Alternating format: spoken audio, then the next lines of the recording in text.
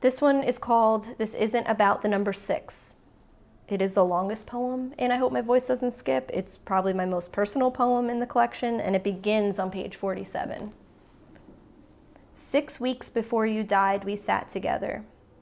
You were sad and I was mad, but we managed to laugh and joke about our crazy mothers. We ate sandwiches together.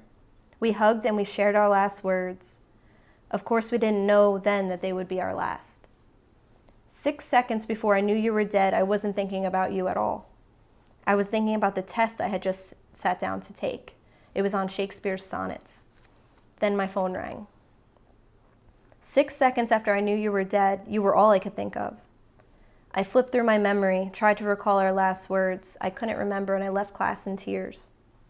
6 minutes after I knew you were dead, my phone rang again. It was my mother, frustrated with my father for telling me about you before I got home. I was already driving home. My parents were nervous I wouldn't be able to concentrate on the road, but I made it home just fine. 6 hours after I knew you were dead, I went on social media. I wrote, I will miss eating French fries with you.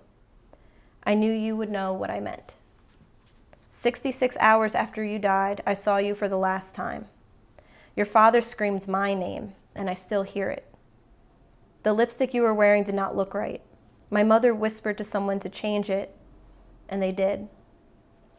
I read a prayer at your funeral, but I can't remember the name. Your father eulogized you. His love for you kept his knees from buckling. Your mother took a nap. She woke up crying so loud that we heard her from the first floor. I saw my father cry for the first time as he hugged your father, who bought a suit he has not worn since. I watched my father kiss your casket. 6 days after you died, my mother turned 50. She didn't want to celebrate her birthday that year, so we didn't. 6 weeks after you died, I ate an entire loaf of bread. I was with your mother and your grandmother. Your grandmother died shortly after, we believe, from a broken heart. 6 months after you died, you turned 20. I promised myself we would celebrate your 21st the following year, and we did. I found my journal, you know the one. I turned to the last page and found I had recorded our last words. I'll see you later. 6 Christmases after you died, your parents still hadn't put up a tree.